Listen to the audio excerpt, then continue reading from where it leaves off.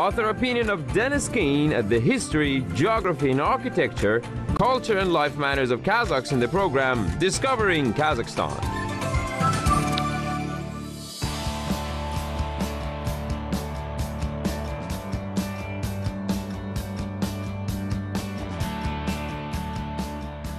Salam, привет, and hello. I'm Dennis Keane, and today on Discovering Kazakhstan, we will be discovering this country's gleaming new capital, Astana. Astana is unusual for Kazakh cities because it is split in two. On what locals call the right bank of the river Asil is the old city, dating back to the 19th century. On the other side, on the left bank, is a sparkling new city of modern skyscrapers, built after this place became the capital of Kazakhstan in 1997. Come along with us today as we explore this intriguing city, both old and new.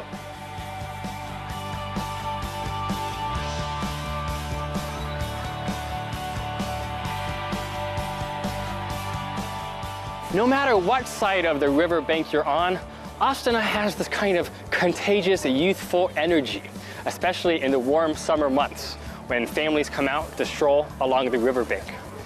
And this summer has something special because the World's Fair, Expo 2017, has come to this city for the first time.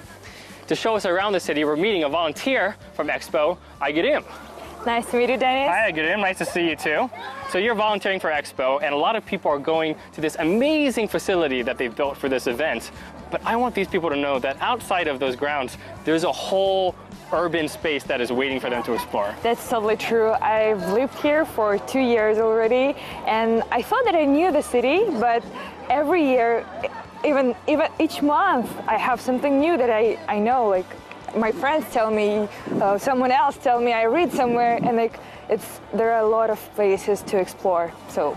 It's a city, especially the new part, that is only 20 years old, and every single month brings something new. So I think if we go for a walk and try to explore the place, we're going to discover something together. A lot of visitors coming to the Expo in Astana may get the impression that this city is brand new, but the settlement was actually established as far back as 1830 by the Russian Imperial Border Guards known as Kazakhs. For more than 100 years, the city was known as Akhmolinsk.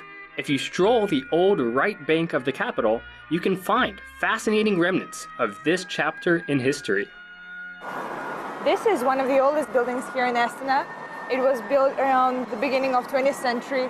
The beginning of the 20th century, that's more than 100 years ago. Yeah. That means like even before Kazakhstan was part of the Soviet Union, back during the Russian Empire. You're exactly right. So this building belonged to a family of Kubrins who owned a chain of shops here. And they were famous. So they were kind of entrepreneurs. They built up their own business in this area. Yeah. And it's funny that they were in the kind of grocery business because now this is still a grocery store, like, yeah, you know, more than 100 years right. later. I actually heard that it's a one-of-a-kind place because on the inside you can see some exhibits about the history of Akmola. Well, I think, Aygurim, you'll never find another educational experience like this. Rows of sausage with historical photos up on the walls. This is a special supermarket. Yeah, so these photos are not just photos of people, but they are founders of the city. They are famous traders. And most of the buildings that they've built, that they've constructed, they are still working now, and we are in one of them. So not a lot of people know that, right? Because most people who come to Astana, whether it's for Expo or otherwise, they see the new side of the city. Yeah, right? they think that is the Astana, but actually here we are. This is the history of Astana, so welcome then. And Astana actually is a new name. Astana just means capital in Kazakh, right? That's true. And it only received this name in 1997. For most of the history of the city, it was Akmola or Akhmolinsk. Yeah, you're right. And it's in a place like this, an unexpected place like a supermarket, that you can really tap into that ancient history. Do grocery shopping. And do your grocery shopping. As you shop for your groceries, you're watched over by some of the most famous citizens of the former city of Akhmolinsk, the so-called kupci, or merchants.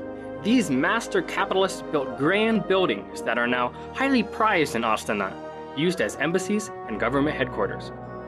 Though Astana is a dream for people who love modern architecture, Yeah. personally, I'm actually a big fan of this super old-fashioned stuff. Whatever you can make with wood or brick and with this kind of beautiful details. Yeah. So it's fun to look up along the walls at all these murals that they've made of kind of classic Akmola architecture.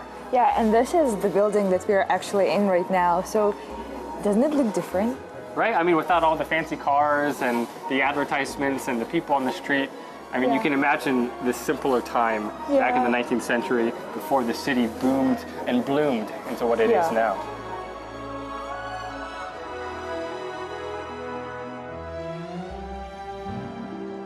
Just down the street from Kurbin's shop, you can see another beautiful building which belonged to Moisey, if I'm not mistaken.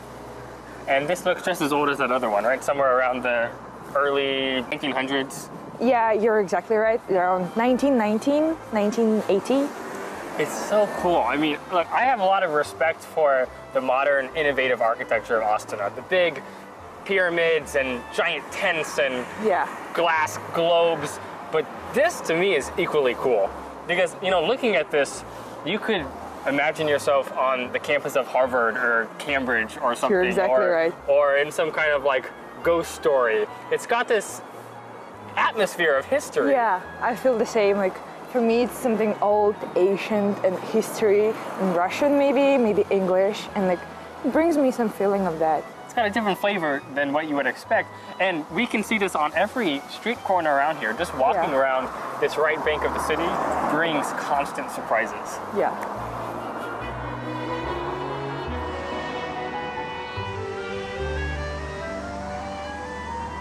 One thing that surprised me, certainly, was that a street fair has suddenly popped up at the edge of the old city, near the Eso River. Inspired by a famous pedestrian street in Russia, the new Astana Arbat has taken what was once a simple sidewalk and turned it into an inspiring new place to meet artists and craftspeople. Dennis, do you know that in Moscow there is this street which is called Arbat? Okay. And in Almaty there is a street which is also called Arbat. I've been to the Almaty Arbat because it's down the street from my house. Oh yeah, that's cool then. I've been there too. Yeah. So welcome to the Arbat, which was opened in Astana recently. So this is the place where the craftsmen, workers gather together, and artists and musicians to show their talents, to maybe to show their works to the common audience, because like normally, usually people don't see all that stuff, and like you get really surprised that there are a lot of such talented people here living in Kazakhstan, Astana. Right. Exactly. Right, I mean, so much of this art is usually kind of hidden away in a gallery or a museum, but this is kind of like an open air gallery. So all along here, I mean, really amazing art for affordable prices too, for those who are visiting Kazakhstan. On this side, they set up these kind of half yurts, where craftspeople from all over Kazakhstan have showed up here, right? Yes, that's like the very traditional earrings and then rings and all that stuff. I really like it personally because I feel that it really brings my real Kazakh spirit out of me, and that's why I enjoy being here and coming here. You should be proud to have that kind of crafts. So we've got craft people, we've got painters, we also have some musicians. So here they've got street musicians who are coming to jam. Maybe we can play with them a little bit. Yeah, I guess you have to try. Yeah. Too much. Nobody on me. Come on now, follow my lead. Come on now, follow my lead. Woo! Hey, nice. Yeah, good job. Well, let's see. Actually, I'm terrible singer, so like, me too, but singing right now with them is quite fun. But this is this kind of like democratic atmosphere where even if you're not a great singer, even if you're not a great guitar player, and these guys are, you can come here, you can have fun, you can play music. Yeah, nobody's going to judge you. Nursultan and I are going to dedicate a song to our new band member here. Your new friend. Our new friend. So let's see what we can do, yeah? Okay, you start. Got a feeling that I'm going under, but I know that I'll make it out alive if I keep calling you my lover. Move on. You watch me breathe till I can breathe. I'm shaking, falling down on my knees.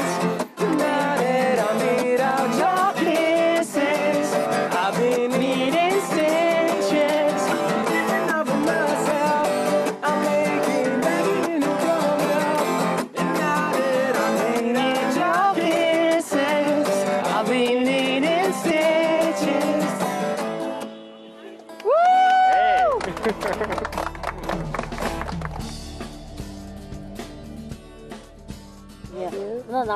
One amazing little corner of the new Astana Arbat is this little yurt where they've set up an authentic Kazakh loom. And you can see strung all along here is this colored yarn. And now Aygrim is being shown how to make a kind of Kazakh textile. They're making these kind of long scarf-like objects that are actually used to wrap around a yurt or to somehow decorate the inside of a yurt, the traditional Kazakh home. And so it's actually not as easy as you might think. There's only 2-3 colors here, but she has to keep that same pattern going up and down the entire textile. Now, and there's traditional patterns that she's using, that she's putting into this work. So the woman here told us that the ornament that they're using is called koshkormuz. We can see the same kind of ornament here. Here, it's those kind of ram's horns that we see over and over again. What I think is so cool is that this kind of knowledge has just been passed down orally from generation to generation. Back in the day, there were no textbooks in weaving or textiles. It was just one grandmother teaching her granddaughter generation after generation. And through all those centuries, through all that Kazakh history, they've been able to maintain this beautiful craft. How do you think she remembers all of this? I don't know, maybe years of practice only. It's insane. Row by row, she's telling her, go under this one, go over these 2 ones. Yeah, it's hard to do that. It's hard to manage that. I mean, I appreciate all the effort that people, that my grannies, can I call her granny maybe? You could. Granny puts in that to do all that stuff. I think that it's the years of practice just like that helps her to remember all that stuff.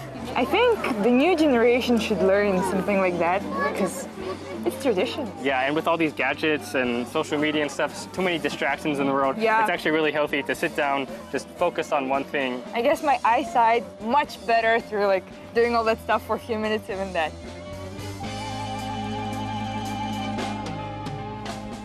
Now, next to our amazing granny and her loom, we have a talented potter named Jibek, who said he'll give me a short little lesson in Kazakh pottery.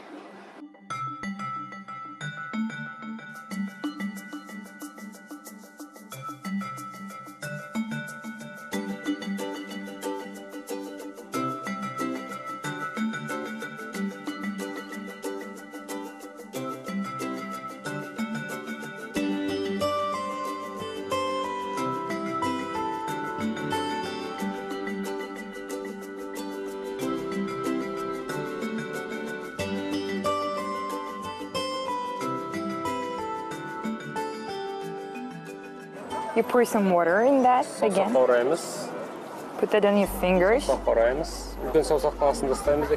And you hold that with your thumb and you cut it. Is she gonna do it or am I gonna do it? He wants you to do that. Wasn't he steaming? Yeah. This is the moment of truth. We have to separate the cup from the wheel itself. Without totally ruining it. You have with this to one. pointing fingers, yeah. Now hold that with your thumb. Like this. Okay, like this. Oh no. I believe in you. Oh! Yeah! Is it free? Can we take it off? Bolma? Bolma? Okay, we gotta wait. We don't want to hurry. Do it like this. Okay. Scraping off some of our mud.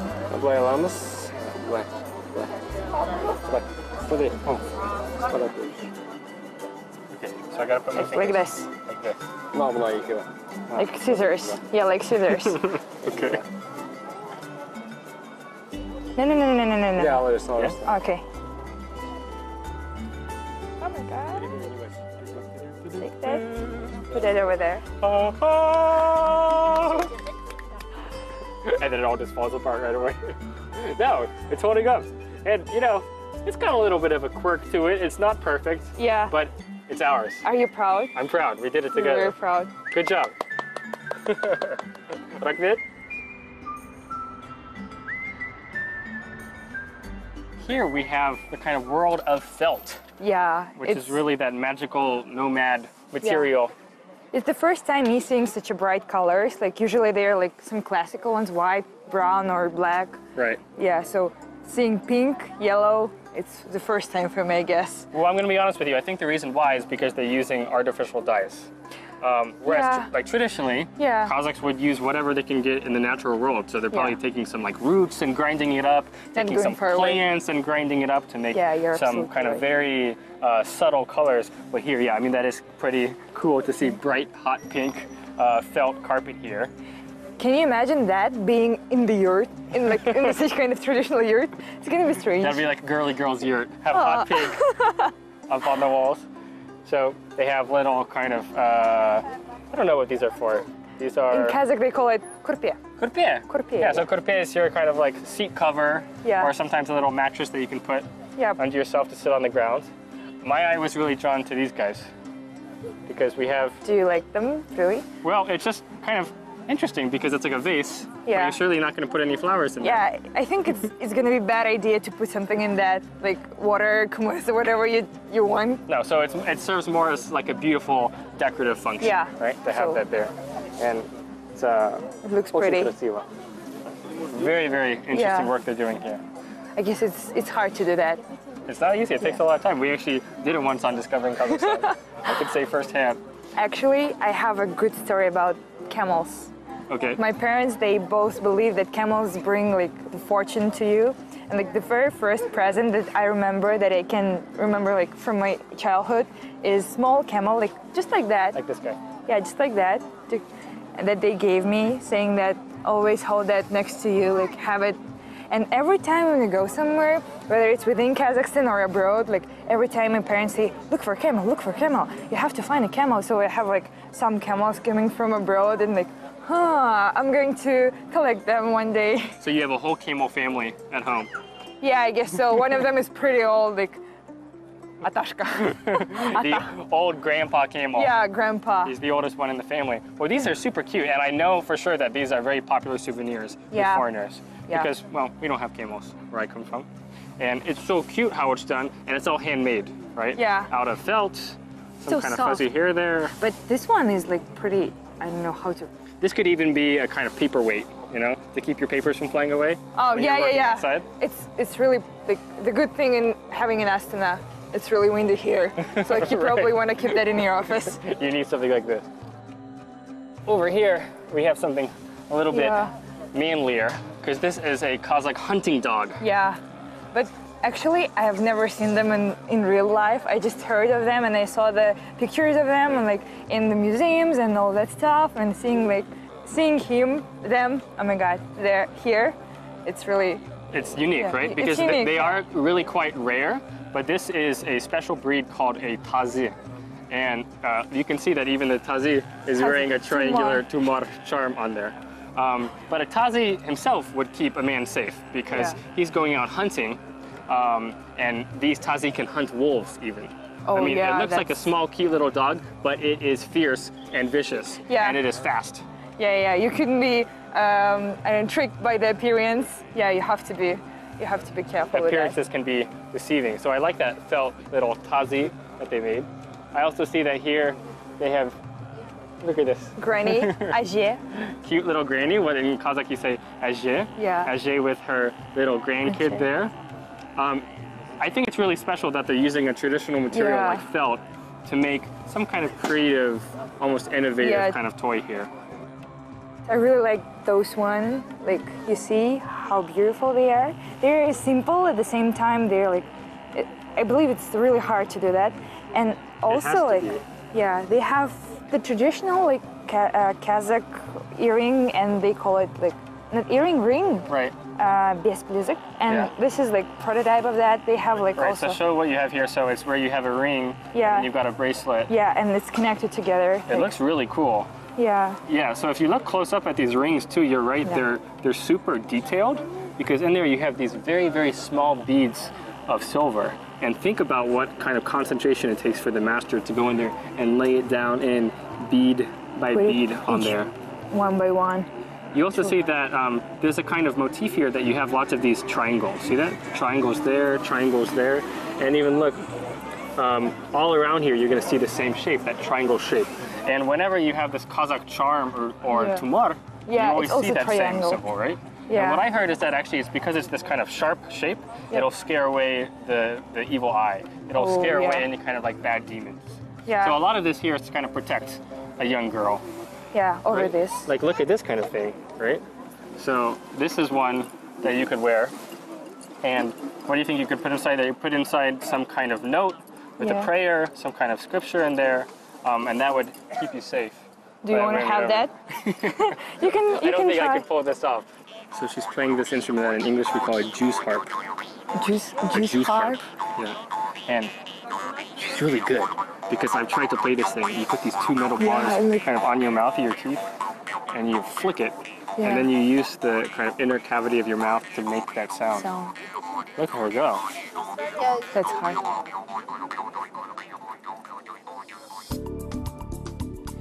Dennis, I've showed you the old city, you've seen Arbat, and we've seen some old buildings, and now I want to show you the new one. Now, to get to the new city in Astana, it just means crossing the river. We have this beautiful Esol River here, and there's several bridges that you can cross. And this one is called Serüven, right? Yes, it means walking, what we are doing just right now. I love it, very descriptive. It's the strolling bridge, and you can see that the entire city of Astana is out here having a nice evening stroll. From the Serüven Bridge, you can stroll right into the city's central park and onward into the glass and steel oasis that is the new city of Astana. Old merchants' homes feel a world away in this wonderland of modern architecture.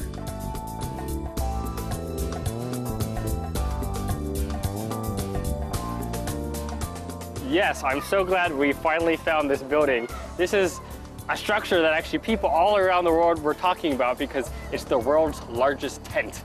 Yeah, you're right. Built by Norman Foster, this is the local greatest mall called Han Şatır. And Han Şatır means something like the Khan's tent. Yeah, you're right. And this building is one of the main features here in Astana, so I'm glad that you see it. The other reason why this building has become such an international sensation is that it has a beach inside. Yes, it has. And it's quite unique because during the winter time here in Astana, it's almost impossible to find some place to have a tan or have to swim a little bit. But here in Han Şatır, it's possible. Can you really get a tan in there?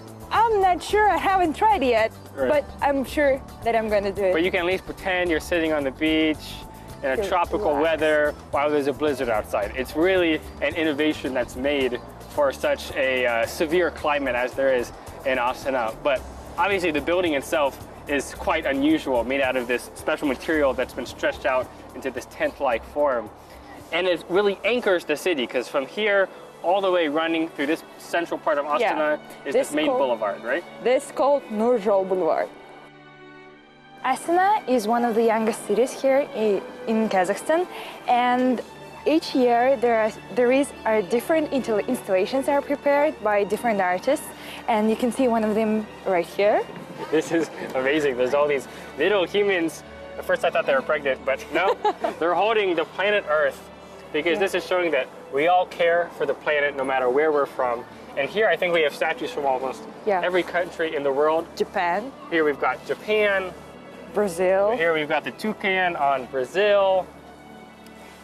An island as small as Haiti in the Caribbean. Yes. Everybody has a voice here, has some kind of statue representing them. Here. The Republic of Guinea. Yeah. Some countries not so well known, others pretty famous. Of course, leading the way is our dear Kazakhstan. Yeah. Here so what can we see here? Akorda. That's the presidential palace. Yes. Then Bayterek. We can go see that a little bit later. Yeah, right? That's true. We got the map of Kazakhstan. We got the president's hand right there. Which is actually we can see this one here in Bayterek in the higher position, in the higher floor. Okay, so you're gonna have to tell me about that a little bit later. This looks like the sun. Shield. Shield. I think it's shield. Okay, Kazakh shield. Yeah, Kazakh shield for the warriors. Here we can see. Okay, come around this side and we can see what's here on the back. some Kazakh instruments, Yeah. famous dombra and kobus, some petroglyphs, and some camels showing that ancient history of Kazakhstan, of the Silk Road, and of people who lived here centuries past. Kazakhstan's most famous poet, Yeah. Abay Konanbayev. Yeah. Here we see pyramid and those buildings over there. It's kind of funny to see them all right here, because we were just looking at that one. That's Khan Khan Shatyr. the shopping mall with the beach in it, and the pyramid that's called the Palace of Peace and Reconciliation. So it's really a nice overview of Astana, of Kazakhstan, of everything that makes this place special. I think you can come here and check everything here and then like, And I'm going give here. him a hug. Oh, you're so kind. I'm going to. Well, this monument is one that everybody in Kazakhstan knows. You'll find little versions of this in villages throughout the country. In the cities too. It's become a kind of symbol of Kazakhstan itself. It's Bayterek. Bayterek, as Eiffel Tower in Paris, Bayterek in Kazakhstan, in Astana. So, And there's actually a kind of a story behind Bayterek. It was apparently actually designed by your president himself. And he is quite a well-read man. He knows about this Kazakh myth Samruk. that tells the story of Samruk, a famous bird who laid a golden egg atop a tree. So here we have the egg in the tree. Here you can actually go to the top of the monument itself. You can go inside the egg. And you can see the president's hand in that, and you can put a hand in that. And there is a legend that if you put your hand there and make a wish, this wish come true. I've tried that one and it worked. It worked. It worked. Once. I tried it once and it worked. Yeah. You wish that you would be on Discovering Kazakhstan. yeah. And now you're here. See, wishes come true.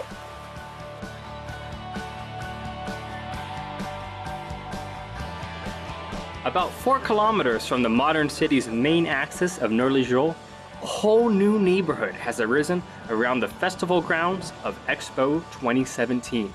A modern-day World's Fair, this event is running all summer and features dozens of national pavilions showcasing green energy solutions from around the world. The creation of the Expo Center has created a whole new center of gravity in Astana, with surprising new structures out on the steppe. This is the newest neighborhood here in Astana, and when I moved here for the first time, nothing was there, and it was built in these 2 years. And you can see Astana Ballet Theater, which is actually Ballet Theater. Yeah, exactly right. It's the house of Astana Ballet. It's really amazing that they developed this capital culturally. It's good that in Astana here I have a chance to visit Astana Ballet Theater or Opera House to see both, to develop culturally. And you can see that ballet, amazing moves. I can be very feminine and all that stuff. When you moved here 2 years ago and you were at the university nearby, this was just open steppe. I remember when I came for a visit back then, there was nothing here at all, just tumbleweeds and dust. And now there's professional artists here doing pirouettes. It's amazing just how the city has progressed. I like that very much here in Astana because all the time you can see something new developing, the city growing. And next to that, you can see Expo site. The actual expo site. Yeah, the actual expo site. Now, I've heard so much about the expo, and the sphere of the expo has become kind of iconic. They built this huge glass globe, so I can't wait to go see it. Want to see it? Yeah. Let's go. Well, I can see why this has become an Astana landmark, because it is such a stunning building, just a giant glassy marble that you can see from all over Astana. Isn't it amazing to see that, to have that here in Astana? And this sphere is Kazakhstan Pavilion. Okay. And the building around that contains other countries' pavilions here. And if you know, there are more than 100 countries which are presented here in the Expo site here. I was tempted to count all the flags because you can see all the flags for the different countries here. It's amazing just how many countries from all around the world have come here to set up a pavilion. They're all focusing on this theme of future energy. So trying to explore how to find some kind of alternative energy sources, how to make life on Earth more sustainable, all very noble goals. And I have to give you credit for being a volunteer at the expo, trying to help all the visitors who are coming here. I think you probably have some work to do, Igrim. Yeah, I'm sorry, I'm running over the time. But thank you for taking your time and showing us around. I really appreciate it. Thank you. And hey, thank you all out there for coming along with us to Astana. I hope you can see that even though this is such a fascinating corner of the city, there is so much in this capital to explore. So until next time, Sağ ol, Baka, and goodbye.